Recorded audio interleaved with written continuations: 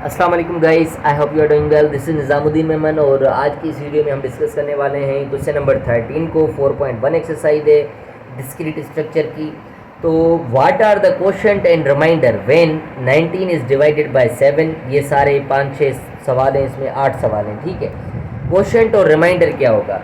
तो क्वोशंट और रिमाइंडर के लिए मैंने आपको इसकी थ्योरी में भी कुछ फार्मूला सिखाए थे। तो सबसे पहले फार्मूला जो है वो a is equals to b q plus r होता है, या डी क्यू कुछ भी रख सकते हैं आप। ये एक फार्मूला होता है बेसिक, जिससे जो भी हम जब हम नंबर किसी को डिवाइड करते हैं तो ये सारी चीज़ें आ जाती हैं। जैसे पार्ट नंबर ए में है कि 19 is divided by 7। 19 is divided by 7, ठीक है। तो मुझे क्या करना है, बेसिकली ये चीज़ें निकालनी है। उसके बाद मेरे पास 2-3 और फार्मूला है जिससे मुझे क्वोशंट मिलेगा और रिमाइंडर मिलेगा, ठीक है। उसके अलग फार्मूला है, मैंने वो एक्सरसाइज में भी बताए थे आपको। मैं सबसे पहले क्या कर रहा हूँ, इसको इस कंडीशन में कन्वर्ट करता हूँ। 19 इज़ डिवाइडेड बाय 7 मतलब 19 को हम 7 की टेबल लगाएंगे। 7 टाइम 2 इज़ 14, 7 टाइम 2 इज़ 14, तो 9 में से 4 गया 5 बचेगा। तो ये जो है इसको हम ए से रिप्रेजेंट करते हैं, और ये जो होता है हमारा बी होता है या डी होता है। इसको आप बी भी कह सकते हैं, डी भी कह सकते हैं। इसमें मैंने बी चूज़ किया है तो आप बी कर लें। और ये जो है हमारा आर होता है, रिमाइंडर होता है, और ये होता है क्वोशंट, क्यू से हम रिप्रेजेंट करते हैं। तो पहले इस सारी डेटा को इसमें हम कन्वर्ट करने वाले हैं। ए मेरे पास है 19 इज इक्वल्स टू बी मेरे पास है 7 मल्टीप्लाई क्यू मेरे पास है 2 प्लस आर मेरे पास है 5, ठीक है। जब हम इसको सोल्व करेंगे तो बिल्कुल ये 19 निकल जाएंगे। 7 टाइम 2 इज़ 14, 14 प्लस 5 19 हो जाएगा। तो सबसे पहले हम क्या करते हैं, इसमें चेंज करते हैं। जब इसमें चेंज हो जाए तो आपके पास दो फार्मूला होते हैं, क्वोशंट का और रिमाइंडर का, ठीक है। क्वोशंट का फार्मूला क्या होता है? क्वोशंट बराबर होता है ए डिव डी, और रिमाइंडर होता है ए मॉड डी। इनको ज़रा सा फिर भी वेरीफाई कर लेते हैं कि ये मैंने फार्मूला आपको एक्सरसाइज में पढ़ाए थे। फिर भी हम इसको थोड़ा सा वेरीफाई कर लेते हैं, ठीक है।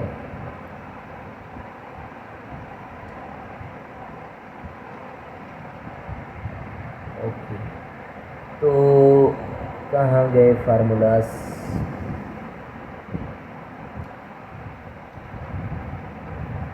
शिरो नंबर 1, ओके। तो ये कंडीशन है, ये एल्गोरिथम है, इसमें ये फार्मूला आपको नज़र आ रहा है, ठीक है। A is equals to D Q plus R, A is equals to D Q plus R. इसको थोड़ा सा और जूम आउट करता हूँ मैं, sorry.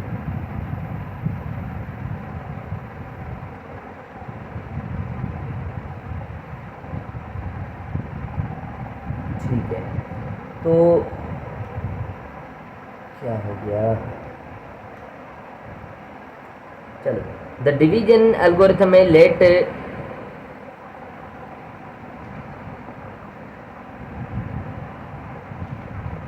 Okay, let a b an integer, let a b an integer, zoom नहीं होगा तो आपको विजिबल नहीं होगा, ठीक है।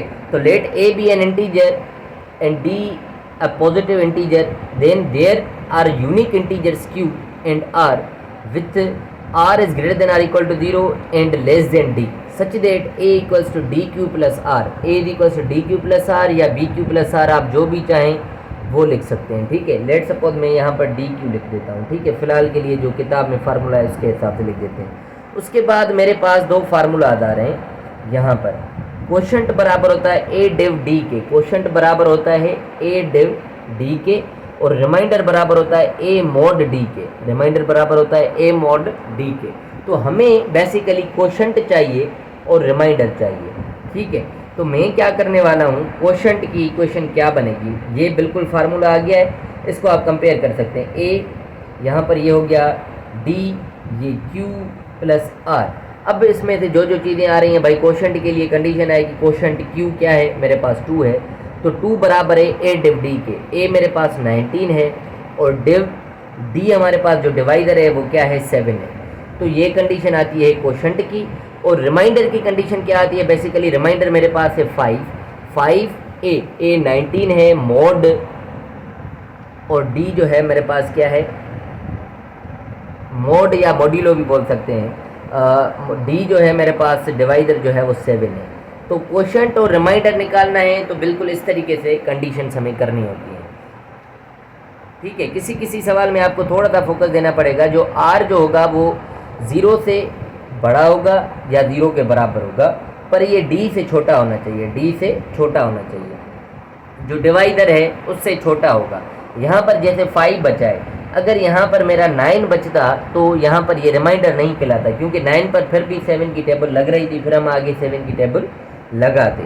ठीक है, ये जो है आर जो है, अभी आर आप देख सकते हैं कि इस 7 से क्या है छोटा है, तो यही है डी से ये आर जो होगा वो छोटा होगा, तभी ये कंडीशन हमारी ट्रू कहलाएगी। मैं इसका नेक्स्ट पार्ट देखता हूँ। नेक्स्ट पार्ट में जो क्वेश्चन है उसको राइट कर लेता हूँ मैं और उसको सॉल्व करते हैं। क्वेश्चन नंबर 13 था जिसका पार्ट नंबर अभी है -111 और इस पर थोड़ा ज़्यादा फोकस करना है। इसको इरेज कर देता हूँ, ठीक है। -111 इज डिवाइडेड बाय 11।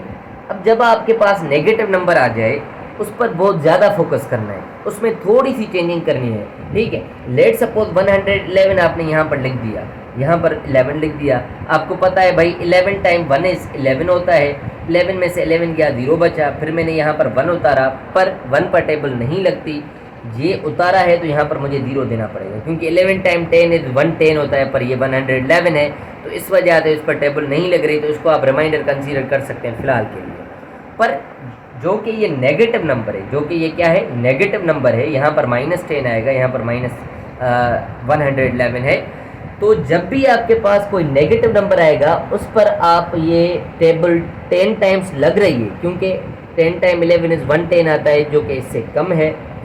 ठीक है, टेबल ये 10 टाइम्स ही लगेगी, पर आपको एक दफ़ा ज़्यादा पढ़नी है, क्योंकि मैंने यहाँ पर एक कंडीशन लिखी थी, अभी अभी मैंने इरेज कर दी, कि आर जो होगा वो हमेशा 0 होगा या 0 से बड़ा होगा।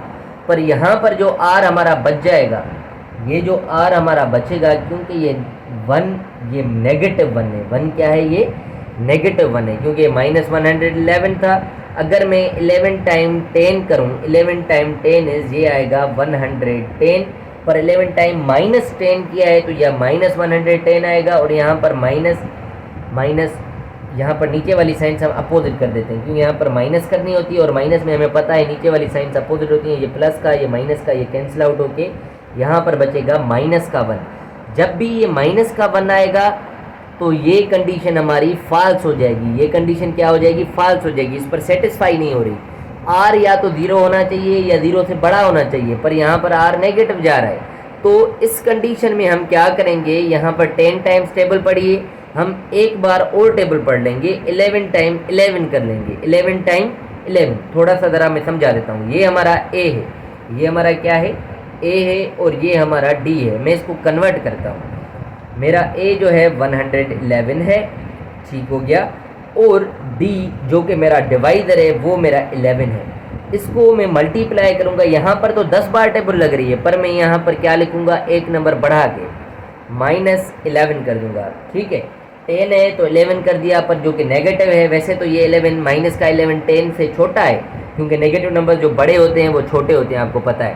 पर ये 10 है, आपको इससे एक बड़ा नंबर लेना है, मतलब आपने 11 चूज़ कर लिया है। अब मैं क्या करूँगा, क्या प्लस करूँ इसमें कि ये दोनों साइड्स आपस में बराबर हो जाए। मैं आर में यहाँ पर आर की जगह क्या लिखूँ, आर का वैल्यू आपको ये इक्वेशन आपको दे देगी। आप इसको सिंप्लीफाई करेंगे, 11 टाइम 11 इज ये हो गया -121 प्लस आर, ये माइनस का 121 जब हम इस तरफ शिफ्ट करेंगे ये प्लस का 121 हो जाएगा, और इसमें से 111 जब हम सब्ट्रैक्ट करेंगे तो मुझे 121 में से 111 जाएगा तो 10 मिलेगा। तो आर का वैल्यू क्या मिल रहा है, 10 मिल रहा है। तो मैं इस फार्मूला में दोबारा से राइट करने वाला हूँ, same to same -111 is equal to 11 into minus 11 और प्लस 10। अब ये कंडीशन क्या हो जाएगी, सेटिस्फाई हो जाएगी। जब हम इसको सिंप्लीफाई करेंगे तो माइनस 111 आएगा। और अब हमें क्वोशंट निकालना है। क्वोशंट बेसिकली क्या है आपको पता है, ये हमारा क्वोशंट है, ये हमारा रिमाइंडर है, ये हमारा डिवाइडर है, ये हमारा ए है। तो मैं क्वोशंट वाली इक्वेशन निकालने के लिए क्या करूँगा भाई, क्वोशंट है माइनस 11 इज इक्वल्स टू ए मेरा है माइनस 111, ठीक है। और डिव आ गया यहाँ पर, डिवाइड डी हमारा क्या है भाई, डी हमारा है 11। तो ये क्वोशंट की इक्वेशन है। इसी तरीके से अगर मुझे रिमाइंडर निकालना है, रिमाइंडर तो मेरा 10 है, पर रिमाइंडर की अगर इक्वेशन निकालनी है तो मैं क्या करूँगा, 10 इज इक्वल्स टू ए मतलब माइनस 111 और मॉड डी जो है मेरे पास 11 है। तो ये हमारी रिमाइंडर की इक्वेशन बनेगी। तो मैंने क्या किया है, एक आपको पॉजिटिव वाला सवाल करवा दिया, एक नेगेटिव वाला सवाल करवा दिया। आई होप कि ये चीज़ें क्वेश्चन नंबर 13 आपको समझ में आ गया होगा। अगर फिर भी इसमें कोई प्रॉब्लम हो, कोई ऐसा सवाल हो जो आपसे सोल्व ना हो सके, आप कमेंट में मुझे बता सकते हैं। इंशाल्लाह मैं इसको भी सोल्व करने की कोशिश करूँगा। 13 में आगे हम नहीं बढ़ेंगे, डायरेक्टली 14 पर जाएंगे। पर 14 भी क्वेश्चन हमारा कुछ इसी तरीके से, what are the question in remainder, वो भी सवाल वैसा का वैसा ही है, ठीक है। तो वो भी हम नहीं करने वाले। एक पार्ट यूँ करते हैं 13 का, मैं आपको पार्ट नंबर करवा देता हूँ ई में क्या लिखा हुआ है कि 0 is divided by 19। 0 is divided by 19। ए की जगह मेरा वैल्यू क्या आ रहा है, 0 आ रहा है, और डी जो है मेरा 19 है। 0 इज डिवाइडेड बाय 19। जब हम 0 को बाई 19 से डिवाइड करेंगे, 19 टाइम 0 इज़ 0, तो 0 में 0 बचा। तो मेरा ये जो है क्या है, ए मेरा 0 है, और ये डिवाइडर है, ये क्वोशंट है, ये रिमाइंडर है, ठीक है। तो मैं बस क्या करूँगा, इसमें पहले अगर कन्वर्ट करना चाहूँ तो कर सकता हूँ। मेरा ए जो है वो 0 के बराबर है, और डी जो है वो मेरा 19 है, मल्टीप्लाई क्यू जो है वो मेरा 0 है, प्लस आर जो है वो मेरा 0 है। अगर मैं इनको सिंप्लीफाई करूँ तो क्या ये 0 आ जाएगा, बिल्कुल आ जाएगा। 19 टाइम्स 0 इज 0, 0 प्लस 0 0 आ जाएगा, 0 के बराबर होगा। उसके बाद इसको आप A equal to D into Q plus R करके क्वोशंट वाली इक्वेशन निकालें। तो क्वोशंट क्या है भाई, क्वोशंट है ये वाली इक्वेशन हम निकालने वाले हैं। क्वोशंट मेरे पास 0 है, 0 ए मेरे पास 0 है, और डी मेरे पास क्या है 19 है। तो ये हमारी इक्वेशन होगी क्वोशंट की। और रिमाइंडर भी मेरे पास 0 है, 0 है। 0 is equal to A mod D, A मेरा 0 मॉड डी मेरा 19। तो ये कंडीशन हो जाएगी, रिमाइंडर भी 0 आएगा, क्वोशंट भी 0 आएगा। इन दोनों की इक्वेशन भी इस तरीके से आपको नज़र आएगी। आई होप कि आपको ये बात भी समझ में आ गई होगी। और यहीं पर हम इसको वीडियो को भी ख़त्म करते हैं, और क्वेश्चन नंबर 13, 14 आपका यहाँ पर ख़त्म होता है। नेक्स्ट वीडियो में हम मिलते हैं नेक्स्ट क्वेश्चन के साथ। तो thank you so much for watching my videos. अल्लाह हाफिज़।